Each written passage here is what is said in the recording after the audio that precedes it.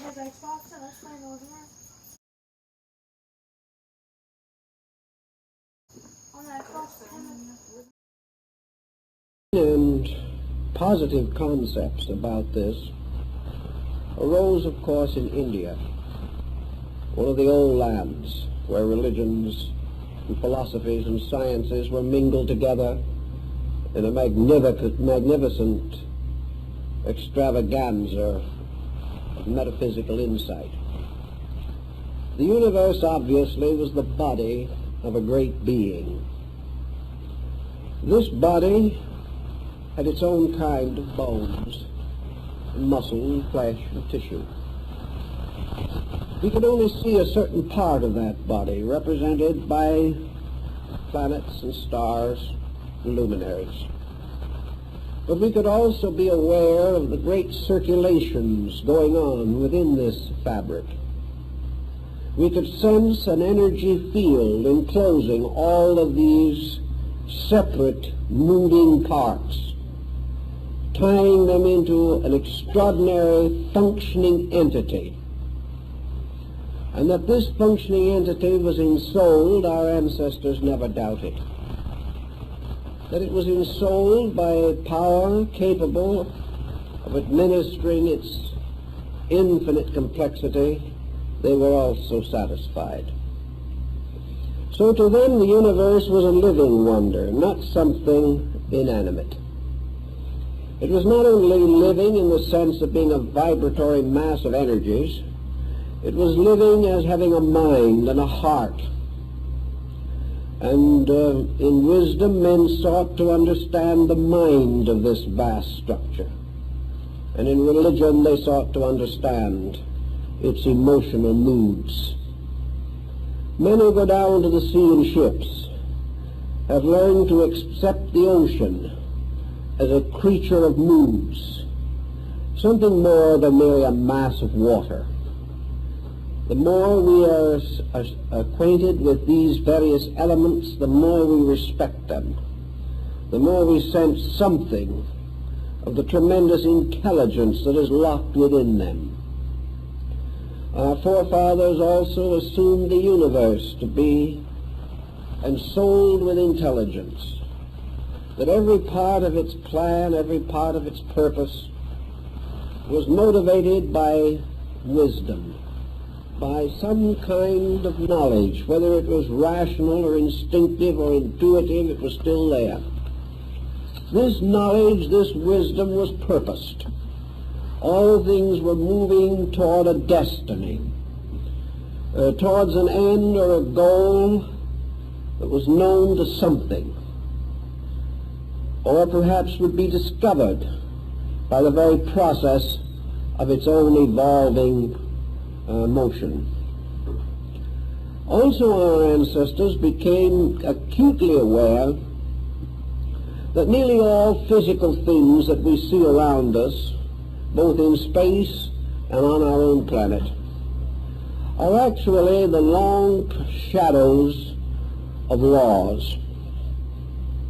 The universe is a vast network of regulations and rules, statutes and edicts, magnificent patterns by which all procedures are regulated.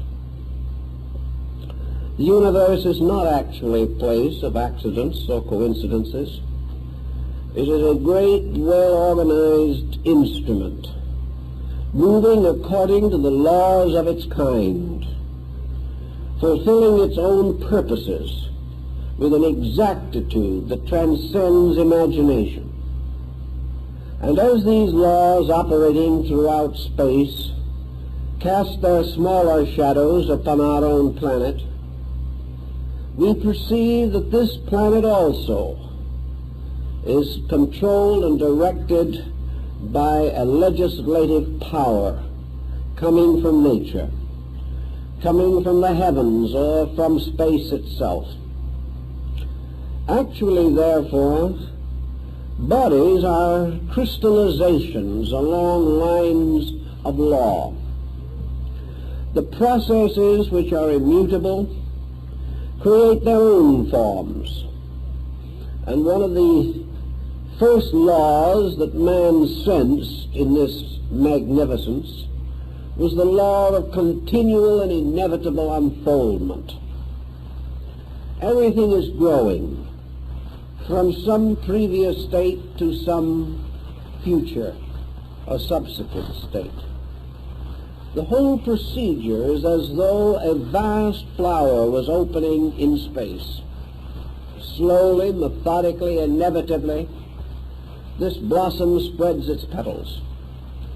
Everything is releasing something from within itself in the process of its own growth. Thus we see that unfoldment guards or guides the ways of things. And this unfoldment applies to suns and cosmic centers just as surely as it applies to the maturing and development of human life. Man is unfolding.